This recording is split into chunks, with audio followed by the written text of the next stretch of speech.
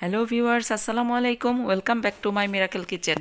আমি আজকে আপনাদের সাথে একটা অন্য রকমের রেসিপি শেয়ার করব। একটা নয়, দুইটা রেসিপি, মানে পপকর্নের রেসিপি। আর সেটা হচ্ছে একটা মাসালা পপকর্ন আর একটা হচ্ছে চকোলেট পপকর্ন। তাহলে চলুন দেখে নিই পরপর দুইটা পপকর্নের রেসিপি। প্রথম দেখব আমরা মাসালা পপকর্ন।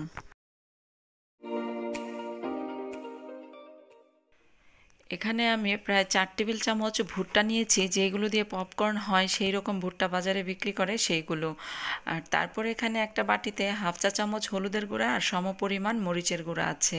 আর এখানে একটা কাপে 3 টেবিল চামচ সর্ষের তেল আছে, আপনারা ইচ্ছে করলে সয়াবিন তেল নিতে পারেন। আর তারপর এখানে আছে সামান্য পরিমাণে বিট লবণ আর আছে কিছু চাট মশলা। আপনারা ইচ্ছে করলে এখানে ম্যাগি মশলাও নিতে পারেন, আবার ইচ্ছে করলে চটপটির মশলাটাও নিতে পারেন। একটা ফ্রাই প্যানে আমি এখানে প্রায় 3 টেবিল চামচ সরষের তেল দিয়ে দিলাম, আপনারা ইচ্ছে করলে এখানে সয়াবিন তেল দিতে পারেন। তারপর আমি এখন এখানে ভুট্টাগুলো দিয়ে দিলাম। এখন এইগুলো কিছুক্ষণ নাড়াচাড়া করে একেবারে গরম হয়ে আসবে, যখন দুই একটা ভুট্টা ফুটতে থাকবে তখন আমি এখানে হলুদ আর মরিচের গুঁড়াগুলো দিয়ে দেব। চুলার আঁচ থাকবে মিডিয়াম।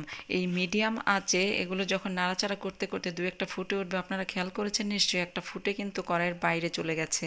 আর এই সময় আমি হাফ চা চামচেরও কম হলুদ গুঁড়া আর সমপরিমাণ মরিচের গুঁড়া দিয়ে দেব। আগে দিব না, আগে দিলে কিন্তু মরিচ আর হলুদের গুঁড়াগুলো পুড়ে যাবে। তারপর ঢাকনা দিয়ে রাখবো, আর ঢাকনা না দিলে সবগুলো ছিটে বাইরে চলে যাবে। ঢাকনা অবস্থায় এভাবে এগুলো নিজে নিজেই ফুটে উঠবে, সবগুলো ফুটে যাবে। আর মাঝে মাঝে একটুখানি হাতলটা ধরে নাড়িয়ে দিলেই হবে। ভুট্টাগুলো ফুটে পপকর্ন হয়ে গেছে, এখন আমি ঢাকনাটা তুলে নিলাম। এইগুলো আমি এখন চুলাও বন্ধ করে দিয়েছি। তারপর আমি এখন একটা বাটিতে এগুলো নামাই নিব। পপকর্নগুলো আমি একটা বাটিতে নামিয়ে নিয়ে এসেছি। এখন এর মধ্যে আমি মশলা মেশাবো।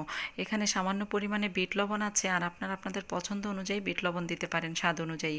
আর তারপর আমি এখানে চাট মশলা দিয়েছি। আর এখানে আপনারা ইচ্ছে করলে যদি চাট মশলা না থাকে ম্যাগি মশলা দিতে পারেন, অথবা যে ফুচকার মধ্যে আমরা যেই মশলাটা ব্যবহার করি সেই মশলাটাও দিতে পারেন। মশলাগুলো মেশানো হয়ে গেছে। এখানে আমাদের মাসালা পপকর্ন একদম রেডি। খুবই সহজ আর খুবই অল্প উপকরণেই মাসালা পপকর্ন তৈরি করা যায়। তারপর এখন আমরা চকলেট পপকর্ন তৈরি করব। মাসালা পপকর্ন তো রেডি হয়ে গেল। তো এখন আমরা চকলেট পপকর্ন কিভাবে তৈরি করে আর এগুলো তৈরি করতে কি কি উপকরণ লাগছে সেটাই দেখে নেই। এখানে আছে প্রায় 3 টেবিল চামচের মতো ভুট্টা, আর এখানে আছে সর্ষের তেল, এখানেও প্রায় 2-3 টেবিল চামচের সর্ষের তেল হবে। আর এখানে 5টা চকলেট আছে। আপনারা ইচ্ছে করলে এখানে ডার্ক চকলেট দিতে পারেন, আবার ইচ্ছে করলে ডেইরি মিল্ক চকলেটও নিতে পারেন। চকলেট পপকর্ন করার জন্য আমি চুলার উপরে একটা হাঁড়ি বসিয়েছি, আর তার মধ্যে আমি 3 টেবিল চামচ সর্ষের তেল দিয়ে দিলাম। আর তারপর আমি যেখানে 3 টেবিল চামচ কর্ন ছিল, মানে ভুট্টা ছিল, সেইগুলোও দিয়ে দিলাম। এখন এইগুলো ঠিক আগের পদ্ধতিতেই, শুধু হলুদ আর মরিচ ছাড়া নেড়ে চেড়ে ঢেকে দিয়ে আবার ওইভাবে ভুট্টাগুলো পপকর্ন তৈরি করে নেব। চুলার আঁচ থাকবে মিডিয়াম।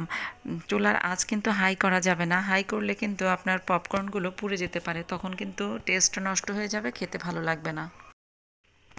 এভাবে চুলার উপরে নাড়তে নাড়তে যখন দুই একটা ভুট্টা ফুটে উঠবে তখনই ঢাকনাটা দিয়ে দিতে হবে, না হলে সবগুলো ছিটে বাইরে চলে যাবে। ঢাকনাটা খোলা যাবে না, এইভাবে মাঝে মাঝে হাতলটা ধরে এভাবে ঘুরিয়ে একটু নাড়িয়ে দিবেন।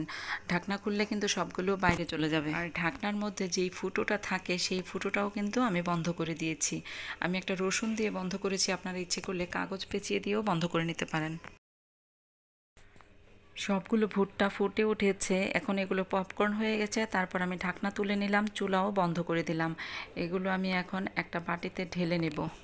পপকর্নগুলো সব আমি একটা বাটিতে ঢেলে নিয়েছি। তারপর ফ্রাই প্যানে যে একটু তেল তেল লেগেছিল সেইগুলো একটা টিস্যু দিয়ে মুছে নিচ্ছি। চুলা কিন্তু আমার বন্ধ। সম্পূর্ণ মুছে নিয়ে একদম ফ্রাই প্যানটা পরিষ্কার করে নিয়েছি। তারপর এখানে আমি যেই চকলেটগুলো নিয়েছিলাম সেই চকলেটগুলোকে আমি একটা গ্রেটার দিয়ে গ্রেট করে নিয়েছি, কুচি কুচি করে নিয়েছি আর কি। আপনারা ইচ্ছে করলে বটি দিয়েও কুচি করে নিতে পারেন। সেটা চুলা বন্ধ। তারপর আমি সেই গরম ফ্রাই প্যানের উপরে চকলেটগুলো ঢেলে দিলাম। ফ্রাই প্যানটা যে গরম ছিল, হালকা গরম, সেই গরমেই কিন্তু চকলেটগুলো গলে যাবে। এখানে চুলা কিন্তু জ্বালানোর প্রয়োজন নাই। খেয়াল রাখবেন চুলা কিন্তু বন্ধ, চুলা জ্বালানো থাকলে চকলেটগুলো পুড়ে যাবে। তারপর গলে গেলে চকলেটগুলো সেখানে আমি পপকর্নগুলো দিয়ে দিলাম। তারপর হাতা দিয়ে খুব ভালোভাবে নেড়ে চেড়ে চকলেটের সাথে পপকর্নগুলো মিশিয়ে নিতে হবে, যাতে চতুর্দিক থেকে খুব ভালোভাবে মিশে যায়। গলানো চকলেটের সাথে পপকর্নগুলো খুব ভালোভাবে নেড়ে চেড়ে মিশিয়ে নিয়েছি। একদম সম্পূর্ণরূপে ভালোভাবে মেশানো হয়ে গেছে। এখন আমি এগুলো একটা বাটিতে ঢেলে নেব। আমার চকলেট ফ্লেভারের পপকর্ন সম্পূর্ণ রেডি। চকলেটি পপকর্নগুলো আমার হয়ে গেছে, আমি একটা বাটিতে ঢেলে নিয়েছি। দারুণ লাগছে কালারটা। আমি একটা মুখে দিলাম, মুখে দেওয়ার পর বুঝলাম টেস্টটা অনেক সুন্দর। বাচ্চারা তো অনেক পছন্দ করবে। যেসব বাচ্চারা চকলেট পছন্দ করে তারা খুবই পছন্দ করবে। তো দুইটা ফ্লেভারের পপকর্নই আমার হয়ে গেছে। এখন আমি সামনে পরিবেশন করে নিয়েছি। আপনারা দেখতে পাচ্ছেন একটা মাসালা পপকর্ন আর একটা চকলেট পপকর্ন। আমার ছেলে তো পপকর্নগুলো চুলার উপর থেকে নামিয়ে আনার পর থেকেই খাওয়া শুরু করেছে। ওর তো পপকর্ন অনেক পছন্দ, খুব গরম, তারপরও খুব কষ্ট করে খাচ্ছে, কারণ ওর অনেক পছন্দ এগুলো। আমার ভিডিওটা যদি ভালো লেগে থাকে তাহলে অবশ্যই আমার চ্যানেলটা সাবস্ক্রাইব করে আমার চ্যানেলের পাশেই থাকবেন। আজকের মতো এখানেই শেষ করছি ভিডিও। আবার দেখা হবে অন্য কোনো দিন অন্য কোনো নতুন ভিডিওতে। ততদিন আপনারা ভালো থাকবেন, সুস্থ থাকবেন, সবাই স্বাস্থ্যবিধি মেনে চলবেন, নিজে ভালো থাকবেন, পরিবারকে ভালো রাখবেন, সবাই সবার জন্য দোয়া করবেন। আল্লাহ হাফেজ।